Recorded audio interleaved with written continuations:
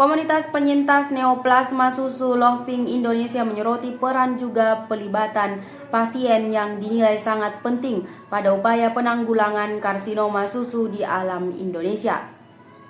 Pasien adalah pemangku kepentingan kunci pada penyusunan kemudian implementasi rencana aksi nasional kanker payudara untuk pasien, sama-sama pasien, kata Dewan Penasehat Lohping Indonesia Samantha pada konferensi pers di tempat Jakarta Kamis.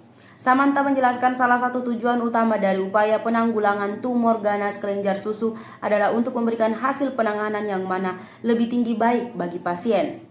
Di bawah naungan Yayasan Daya Darah Indonesia, Lohping sama-sama komunitas penyintas juga pemerhati karsinoma lainnya menggerakkan adanya penyusunan rencana aksi nasional kanker payudara sebagai upaya pengendalian neoplasma yang dimaksud komprehensif. Lohping yang ketika ini tergabung pada Asosiasi Advokasi Kanker Payudara Perempuan Indonesia juga menyatakan kesiapan penuh untuk berperan serta terlibat pada penyusunan RAN kanker payudara.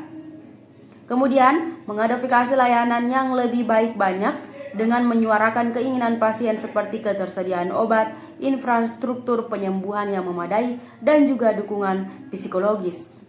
Selanjutnya bekerja identik di edukasi kemudian kesadaran, termasuk meningkatkan deteksi dini melalui edukasi berbasis pengalaman. Ada beberapa jenis minyak goreng yang dapat meningkatkan resiko berbagai penyakit, sehingga disarankan untuk membatasi penggunaannya dalam memasak. Memilih jenis minyak yang tepat untuk memasak adalah langkah penting dalam menjaga kesehatan jangka panjang. Minyak goreng sendiri merupakan salah satu bahan yang sering digunakan dalam memasak. Namun tidak semua jenis minyak aman atau baik untuk kesehatan. Berikut ini adalah 7 jenis minyak yang sebaiknya dihindari atau dibatasi penggunaannya karena dampaknya yang kurang baik bagi kesehatan. Duniadiet.com. Minyak sawit adalah salah satu minyak yang paling sering digunakan di Indonesia karena harganya yang relatif murah. Namun, minyak ini mengandung lemak jenuh yang tinggi, yang dapat meningkatkan kadar kolesterol jahat dalam darah. Konsumsi berlebihan minyak sawit dapat meningkatkan resiko penyakit jantung dan stroke. Meskipun sering dipromosikan sebagai minyak sehat karena kandungan lemak tak jenuhnya, minyak calona sebenarnya dapat menjadi tidak sehat jika diproses secara berlebihan. Minyak calona yang dimodifikasi secara genetik atau diproses dengan panas tinggi dapat menghasilkan asam lemak trans yang berbahaya bagi kesehatan. Minyak kelapa mengandung lemak jenuh yang tinggi, namun ada beberapa penelitian yang menunjukkan bahwa minyak kelapa memiliki efek yang sama dengan minyak zaitun dalam meningkatkan kadar kolesterol baik. Namun, tetap disarankan untuk mengonsumsi minyak kelapa dengan bijak dan tidak berlebihan.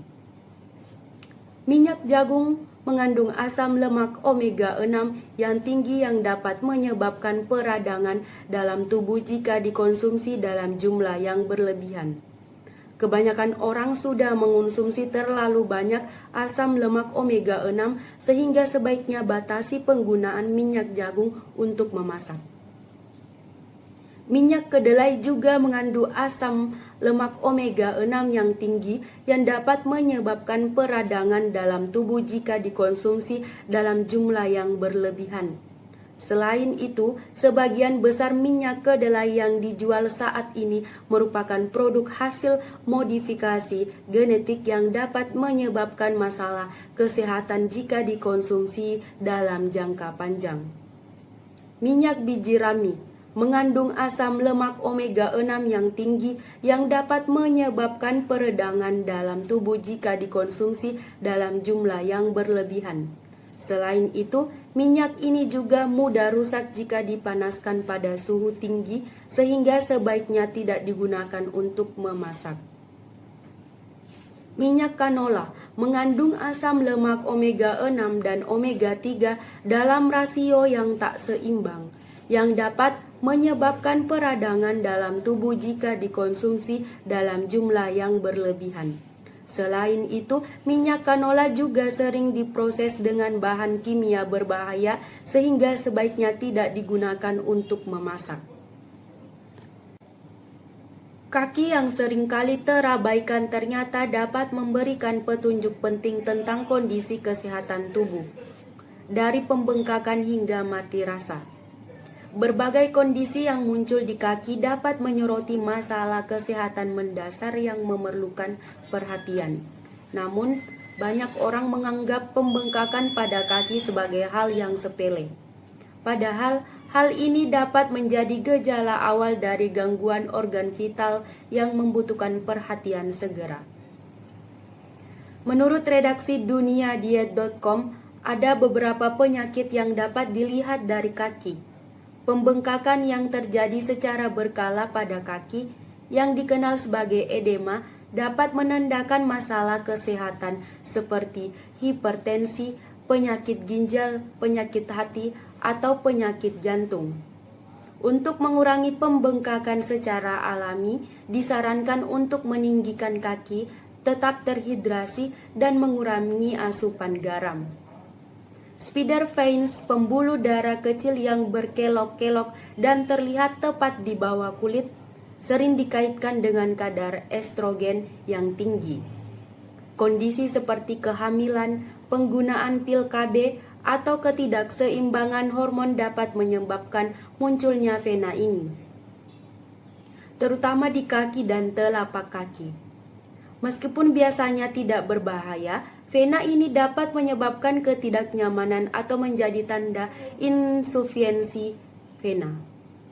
Bau yang tidak sedap pada kaki merupakan masalah yang umum terjadi dan dapat diatasi dengan mencuci kaki secara teratur dan mengeringkannya dengan baik. Namun, bau yang terus-menerus dan tidak hilang bahkan setelah mencuci kaki dapat menandakan masalah kesehatan yang lebih serius, seperti infeksi jamur atau bakteri. Jika bau yang tidak sedap terus berlanjut, sebaiknya konsultasikan dengan dokter untuk mengetahui penyebabnya dan mendapatkan pengobatan yang tepat. Nyeri pada kaki dapat disebabkan oleh berbagai hal seperti cedera, radang sendi, atau neuropati. Namun, jika nyeri sering terjadi dan berlangsung dalam waktu yang lama, hal ini dapat menandakan masalah kesehatan yang lebih serius, seperti diabetes. Jangan mengabaikan nyeri pada kaki yang berlangsung lama dan segera konsultasikan dengan dokter untuk mendapatkan diagnosis dan pengobatan yang tepat. Mati rasa pada kaki dapat disebabkan oleh berbagai hal seperti cedera saraf, tekanan pada saraf, dan gangguan sirkulasi. Namun, jika mati rasa terjadi secara teratur dan berlangsung dalam waktu yang lama, hal ini dapat menandakan masalah kesehatan yang lebih serius seperti diabetes atau gangguan saraf lainnya. Untuk itu, sangat penting untuk segera memeriksa ke dokter jika mengalami mati rasa yang berlangsung lama dan memerlukan pemeriksaan untuk mengetahui penyebabnya. Membiarkan gigi ompong berkepanjangan tanpa bantuan tenaga medis ternyata dapat mempengaruhi kemampuan fisik mulut maupun kemampuan fisik secara keseluruhan. Berdasarkan data Kementerian Bidang Kesehatan tahun 2023, proporsi gigi yang hilang, dicabut, tanggal atau ompong di dalam Indonesia mencapai 21%. Penyebaran tertinggi terjadi pada individu berusia 65 tahun ke atas, yaitu sebesar 46,5%. Penyebaran tertinggi selanjutnya terjadi pada kelompok usia 55 sampai 64 tahun sebesar 37,2%, usia 45 sampai 54 sebesar 26%, serta usia 35 sampai 44 tahun sebesar 18%.